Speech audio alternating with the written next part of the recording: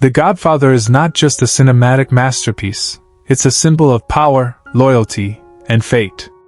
But beyond the film's legendary status, the lives of its iconic cast members have taken unexpected turns, some of them shaped by tragic accidents.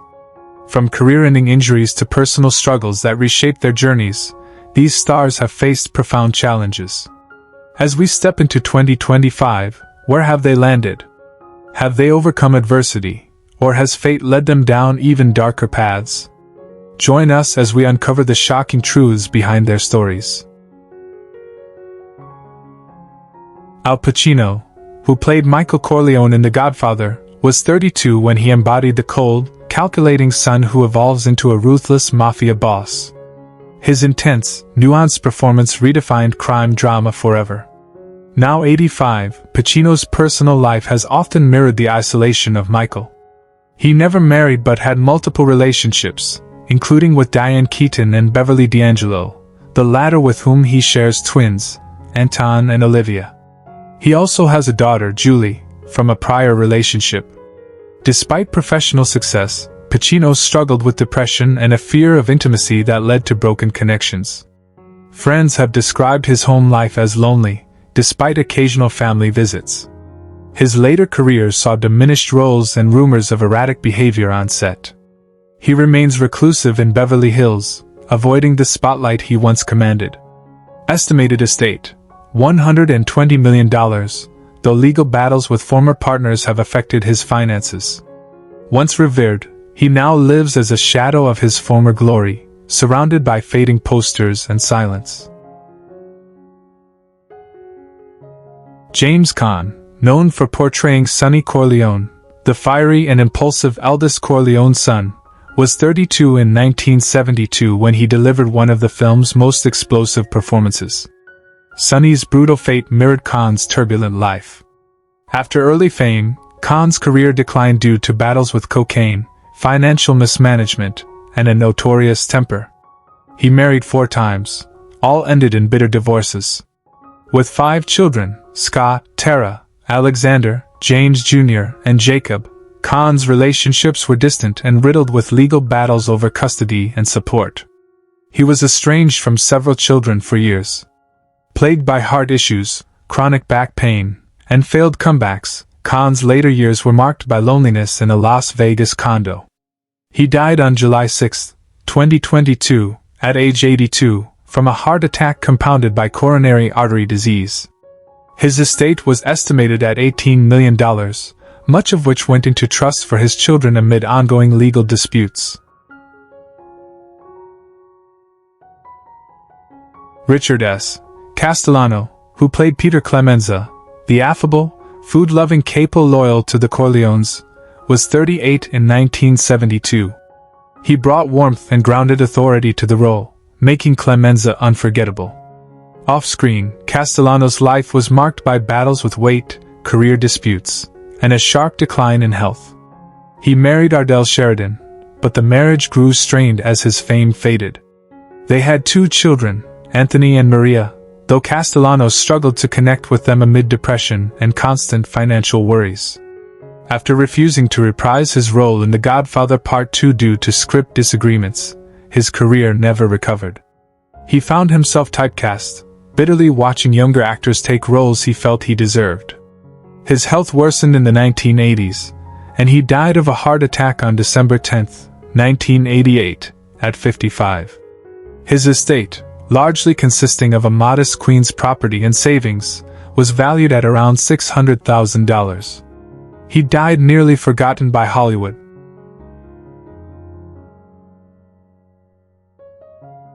John Marley, who portrayed Jack Waltz, the arrogant Hollywood producer who wakes up to a horse's head, was 59 in 1972. Though only briefly in The Godfather, Marley's intense portrayal left a lasting impression. A veteran of the stage and screen, his later years were marked by personal tragedies. He was married to actress Stella Roman for over 20 years, but the union dissolved amid accusations of infidelity and emotional neglect. They had one daughter, Lizette, who later cut off contact. Marley's career waned as roles dried up, and he turned to teaching acting in small workshops to make ends meet. Plagued by insomnia and a chronic lung condition from years of smoking, he passed away from heart failure following open-heart surgery on May 22, 1984, at age 76. He died in relative obscurity, with few attending his funeral.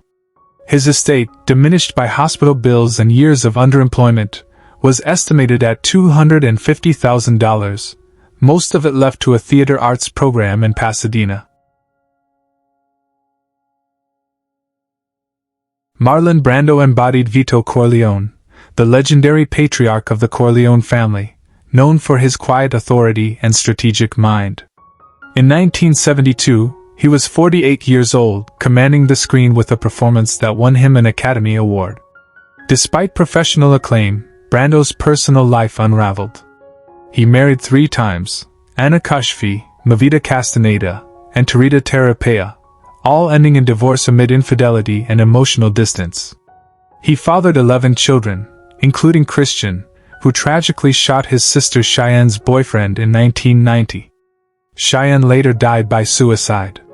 These events shattered Brando, who withdrew from public life. His career declined in the 1980s as he became known for being difficult on set. He suffered from obesity and depression in later years, living in seclusion. Brando died on July 1, 2004, at age 80 from respiratory failure.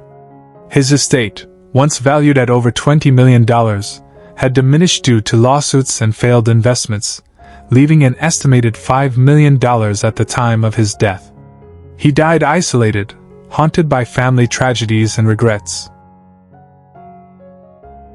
Sterling Hayden played Captain McCluskey, the corrupt, brutal NYPD officer whose violent end marked a pivotal moment in Michael Corleone's transformation. He was 56 during filming, already weathered by decades of internal turmoil. A decorated World War II veteran, Hayden was disillusioned with fame, often retreating to sea to escape Hollywood. He married 3 times, most notably to Betty DeNoon, a turbulent union that produced 4 children but ended in bitterness and court battles over custody. In the 1950s, he named names before the House Un-American Activities Committee, a decision that tormented him until his death. Battling alcoholism and guilt, his career dwindled after The Godfather.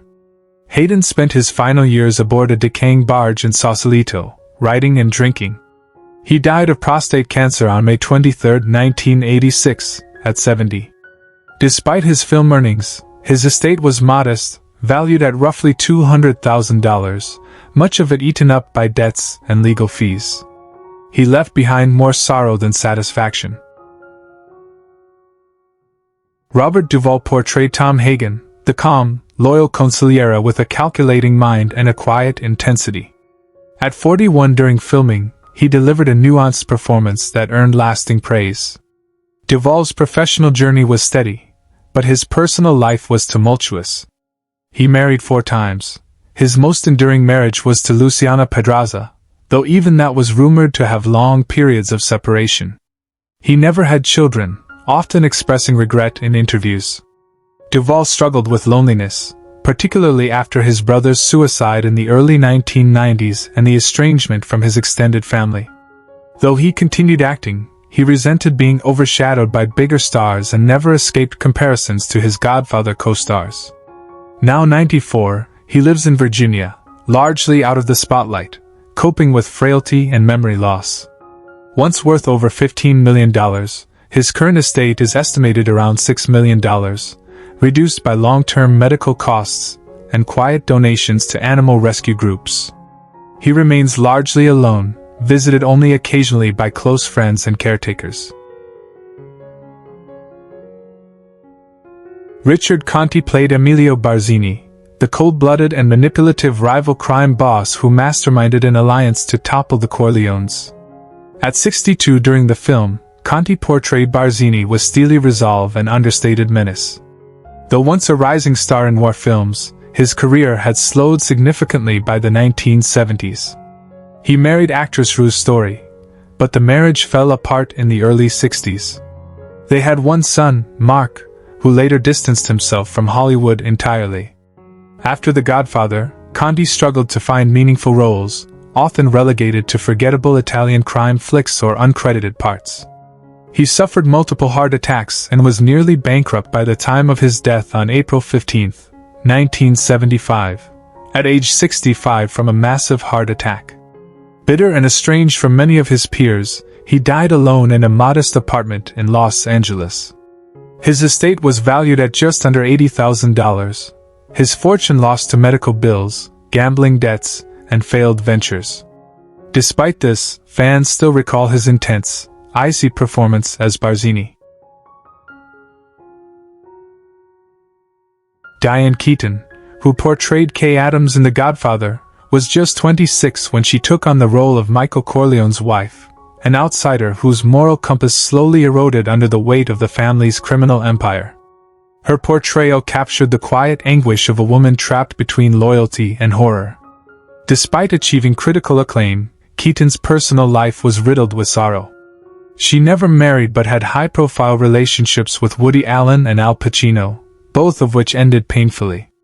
She adopted 2 children, Dexter and Duke, raising them mostly alone. Though often described as eccentric and vibrant, she battled prolonged periods of depression and struggled with severe anxiety, especially after her parents' deaths.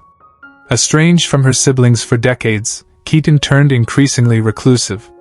She published a memoir that hinted at unresolved trauma from her youth. Despite owning several properties, including a rustic California estate, she lives alone and seldom appears publicly. At 79, she reflects more on her regrets than her legacy. Her estate is currently valued at approximately $10 million, bolstered by decades of film earnings, though she rarely indulges in luxury, instead donating much to architectural preservation causes. Talia Shire, who brought to life Connie Corleone, was 26 when she first played the tormented daughter of Vito Corleone, a woman crushed by abuse, grief, and eventually hardened by the family business. Her transformation across the trilogy was subtle yet tragic. Off-screen, Shire's life mirrored her character's sorrow. Married twice, first to composer David Shire and then to producer Jack Schwartzman, both unions ended in heartbreak.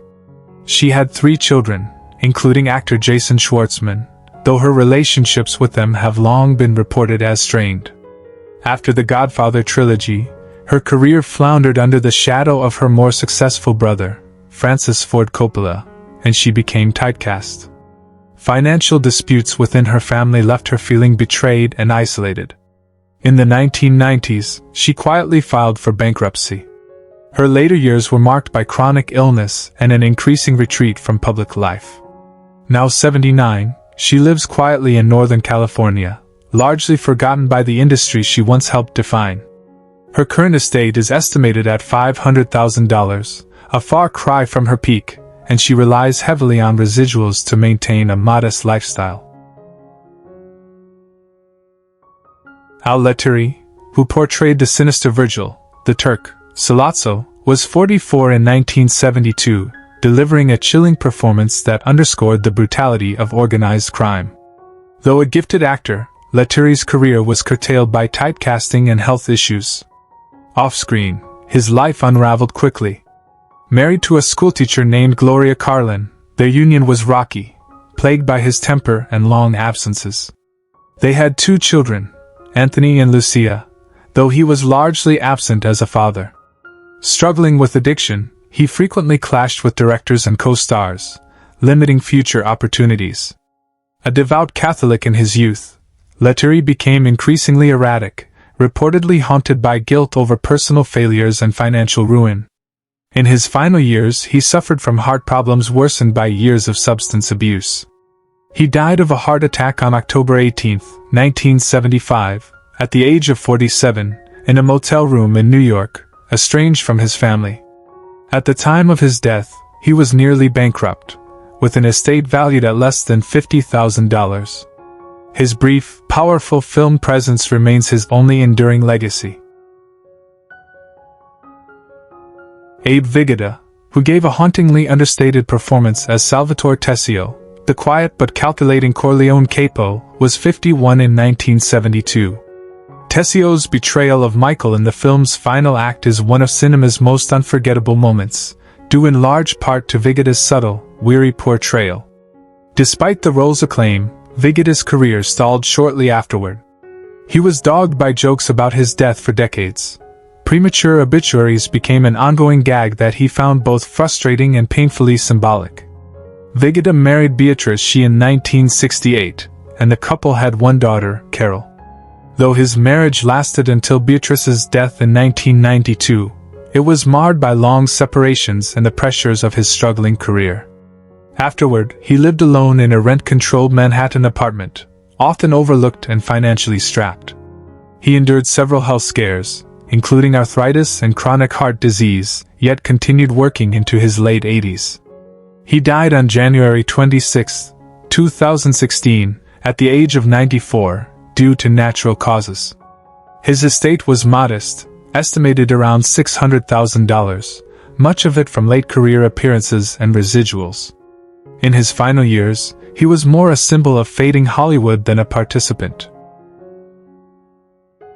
Johnny Russo, who portrayed the treacherous Carlo Rizzi in The Godfather, was 29 years old when he took on the role of Connie's manipulative and abusive husband, a man whose ambition and betrayal led to his brutal execution by the Corleone family.